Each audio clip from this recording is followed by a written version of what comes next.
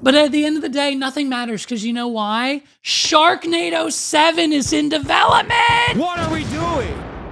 I mean, talk about the best news of the week. Talk about the best news of the week. Sharknado Origins reveals surprise return for infamous disaster film series with summer 2026 premiere plans. Hello! If you thought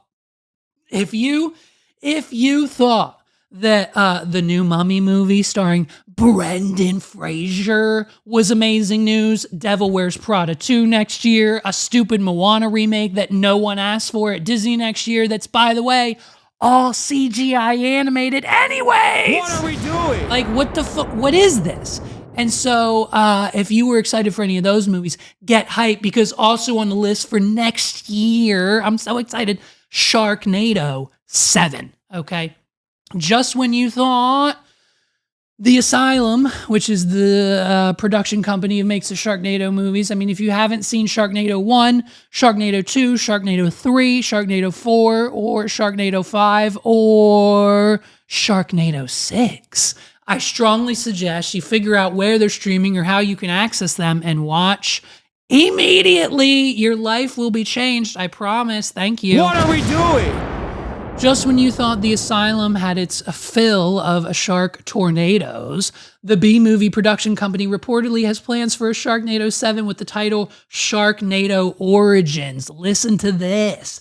Details on a surprise new entry in the infamous disaster film series come from Variety reporting the Asylum has already begun laying the groundwork for a summer 2026 premiere. Productions on Sharknado Origins is set to start with Anthony Ferrante back in the director's chair before the year is out. You can see the first Sharknado Origins poster right here on the screen. After 7 Sharknado movies, including Sharknado 3, oh hell no, Sharknado 4, The Fourth Awakens, and Sharknado 5, Global Swarming, and I think Sharknado 6 was called Sharknado About Time, and it's when they go back in time and stop all of the Sharknados happening during the historic events, like Abe Lincoln, Sharknado during the dinosaurs, Sharknado during the Civil War, Sharknado 10 years ago, and then that would inevitably stop all future Sharknados.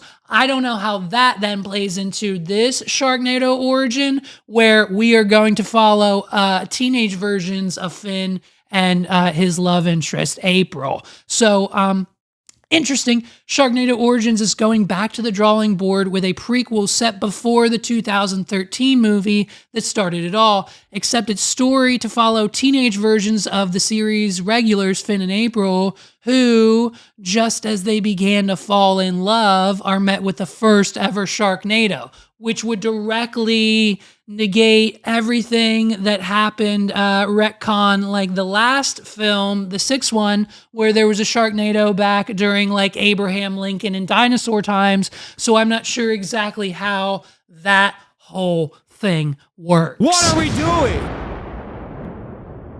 Sharknado Origins description teases nothing says young love like airborne predators, so audiences may be in store for more of the tongue-in-cheek tone that carried the TV movies through the 6 installments.